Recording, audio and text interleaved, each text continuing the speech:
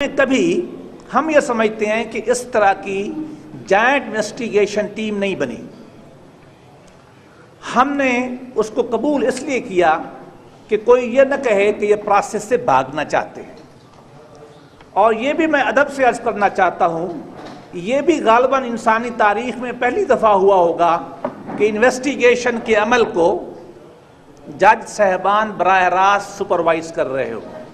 ये आपको मालूम है कि इन्वेस्टिगेशन अलग काम करती है, प्रोसिक्यूशन अलग काम करती है और जुडिशरी अपना अलग काम करती है। ये जो कॉमन लॉ का एक एस्टेब्लिश्ड नॉर्म है, हम समझते सेपरेशन ऑफ पावर का, हम समझते हैं कि ये भी इसमें हमारी राय में इस पर अमल नहीं किया गया। उसके बाद GIT की जो फॉर्मेशन है, अखबारात में हमने पढ़ा है कि उसमें मॉडर्न डिवाइसेस जो हैं वो व्हाट्सएप से वो शुरू होती है। अदालत उज़्मा को हक हासिल है कि वो जिस बंदे को मुंतखब करे, लिस्ट से नाम चुन ले, बिल्कुल ठीक है।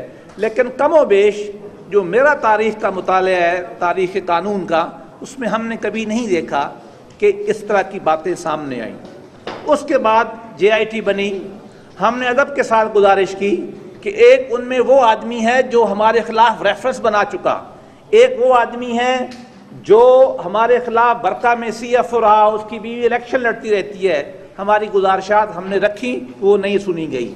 हमने ये उनको बताया कि जनाब वो लोगों को बुलाते हैं, थ्रेट करते हैं, कहते हैं नवाज शरीफ साहब के खिलाफ एफिडेविट वापस ले लो वरना अप्रूवल बनाने की कोशिश। ये भी मामला चलता रहा।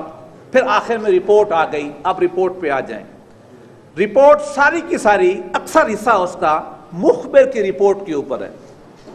थाने कचहरी में, तहसील के लेवल में जो रिपोर्ट होती है वो मुखबिर बताता है। यहाँ एक नया इस्तिलाह इस्तेमाल की गई है जो आप माशाल्लाह बहुत पढ़े लिखे आदमी हैं, मैंने तो 47 के बाद नहीं देखी, बल्कि मुझे नहीं मालूम कि पाकिस्तान के अंदर, हिंदुस्तान के अंदर जब कॉमन लॉ शुरू हुआ है अंग्रेज़ों का 1860 से, मुझे नहीं मालूम कि कोई रिपोर्ट जो है सोर्स रिपोर्ट से बनी हो।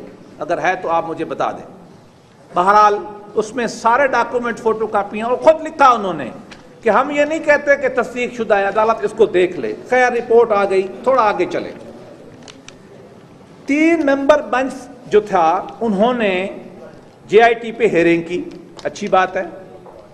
लेकिन उसके बाद जब डिसीजन के लिए कल अनाउंस हुआ कि जी 5 मेंबर साहबान इसका फैसला करेंगे, कम अज़ कम हमारे लिए ये हैरान कुन ज़रूर है।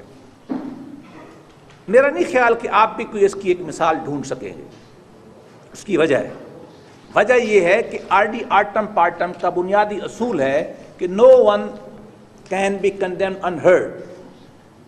एक बात को 3 जज साहबान सुनते हैं और फैसला 5 करते हैं। उनके लिए आसान काम था कि 5 बैठ जाते, लेकिन बहरहाल ये हुआ है। हम अदब से कहते हैं, हम ये समझते हैं कि जिस कानून जुरिस्प्रूडेंस को हम समझते हैं उसमें ये इंसाफ के तकाजे बिल्कुल पूरी नहीं करता।